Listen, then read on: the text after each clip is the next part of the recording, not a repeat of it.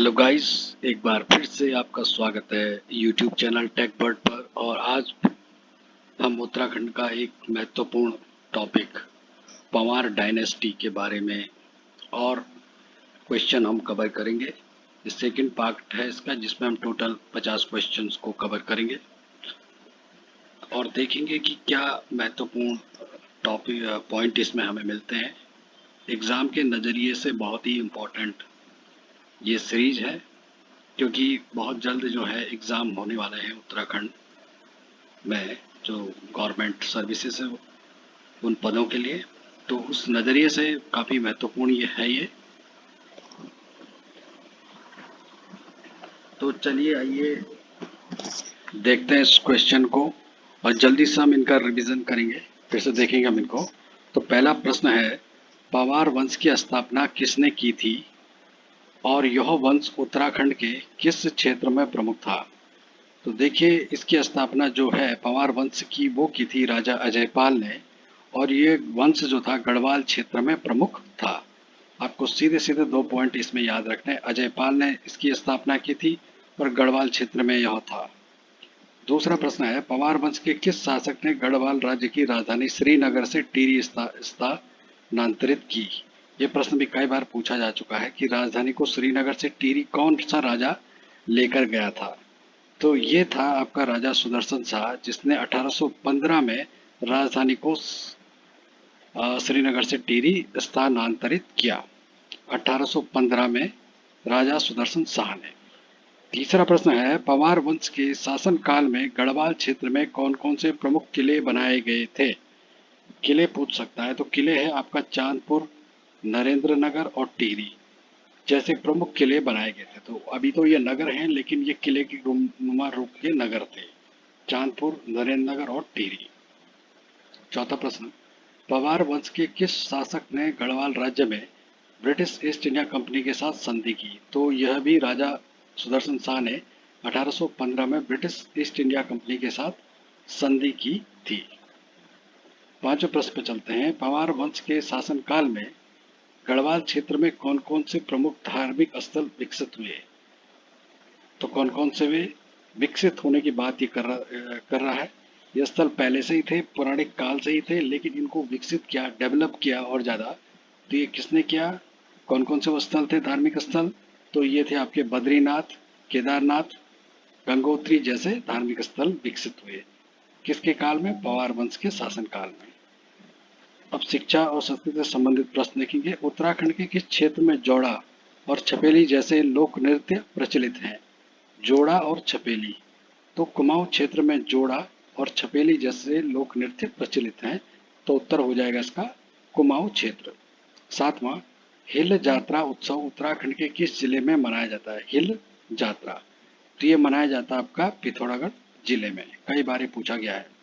आठवां प्रश्न, रामलीला का आयोजन उत्तराखंड के किस क्षेत्र में विशेष रूप से प्रसिद्ध है। तो यह अल्मोड़ा क्षेत्र में रामलीला का आयोजन विशेष रूप से प्रसिद्ध है।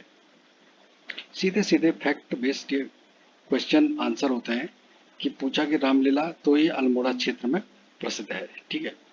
नवा है, उत्तराखंड की पारंपरिक चित्रकला ऐपड़ किस क्षेत्र की सांस्कृतिक पहचान है। तो यह है आपकी कुमाऊं क्षेत्र की सांस्कृतिक पहचान है ऐपड़।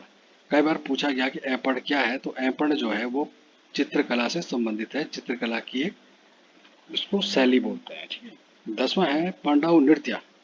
पांडव नृत्य उत्तराखंड के किस क्षेत्र में प्रचलित है। तो ये गढ़वाल क्षेत्र में पांडव नृत्य प्रचलित है। अर्थव्यवस्था से संबंधित प्रश्न है। 11वां प्रश्न, उत्तराखंड की अर्थव्यवस्था में चार धाम यात्रा का क्या योगदान है। तो ये एक तो पर्यटन को बढ़ावा देता है और जिससे राज्य की अर्थव्यवस्था को महत्वपूर्ण राजस्व प्राप्त होता है। जाहिर सी बात है, अगर पर्यटन बढ़ेगा तो राजस्व भी बढ़ेगा। और ये पर्यटन कहाँ से आएगा, ये आएगा आपका चार धाम यात्रा से। ठीक है।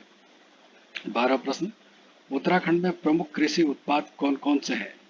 प्रमुख कृषि उत्पाद, ये भी कई बार पूछा गया है। तो प्रमुख कृषि उत्पाद आपका गेहूं, चावल, मक्का, मंडवा। गेहूं, चावल, मक्का, मंडवा, इसको बिल्कुल रट लो। गेहूं, चावल, मक्का, मंडवा आदि प्रमुख कृषि उत्पाद हैं। 13वां प्रश्न, उत्तराखंड में हाइड्रो पावर परियोजना का क्या महत्व है।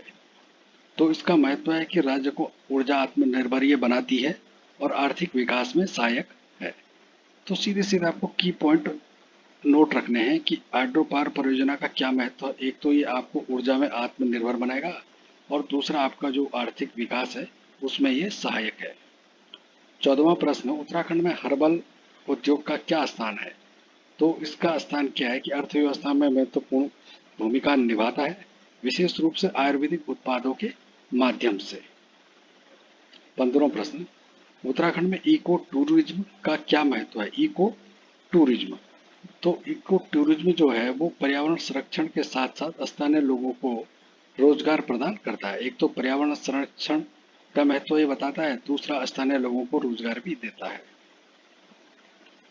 इतिहास से संबंधित देखते हैं। 16वां प्रश्न है कि आपका चंद वंश और पंवार वंश के बीच प्रमुख अंतर था। तो चंद वंश कुमाऊं क्षेत्र में शासन करता था जबकि पंवार वंश गढ़वाल क्षेत्र में। 17वां प्रश्न है, 1803 में गढ़वाल क्षेत्र में कौन सा प्रमुख ऐतिहासिक घटना घटी? 1803 में, तो इसमें क्या हुआ कि 1803 में गढ़वाल क्षेत्र में क्या हुआ था? गोरखा आक्रमण हुआ था। तो ये सन आपको याद रखना, 1803। 18वां प्रश्न है, सुल्तान महमूद गजनबी ने उत्तराखंड के किस क्षेत्र पर आक्रमण किया था? तो इसने क्या था? कुमाऊं क्षेत्र पर आक्रमण किया था महमूद गजनबी। 19वां प्रश्न, अंग्रेजों ने गढ़वाल क्षेत्र में कब और कैसे प्रवेश किया? कब और कैसे? तो 1815 में गोरखाओं को हराने के बाद अंग्रेजों ने गढ़वाल क्षेत्र में प्रवेश किया। कब और कैसे पूछा गया है। तो कब क्या था? ये क्या था? 1815 में। कैसे किया था? गोरखाओं को हराने के बाद। 20वां प्रश्न है और अंतिम प्रश्न है, टिहरी रियासत का भारतीय गणराज्य में विलय कब हुआ? तो ये हुआ 1949 में, 1949 में। तो ये थे हमारे कुछ महत्वपूर्ण प्रश्न और देखते हैं कितने प्रश्न हमने कवर किए हैं। 1 2 3 4 5 6 7 8 9 10 11 12 13 14 15 16 17 18 19 20। तो ये 20 क्वेश्चन थे जो हमने इसमें कवर किए हैं। तो माफ कीजिएगा, 50 क्वेश्चन कहे थे मैंने, लेकिन 20 क्वेश्चन इसमें कवर किए गए हैं। आगे हम और सीरीज लाएंगे, थर्ड फोर्थ, और क्योंकि एग्जाम बहुत नज़दीक है तो आप जितना इसको रिवाइज करेंगे इतना आप फायदे में रहोगे। तो आगे आपसे फिर नई वीडियोस के साथ मुलाकात होगी। तब तक आप सभी का बहुत बहुत धन्यवाद।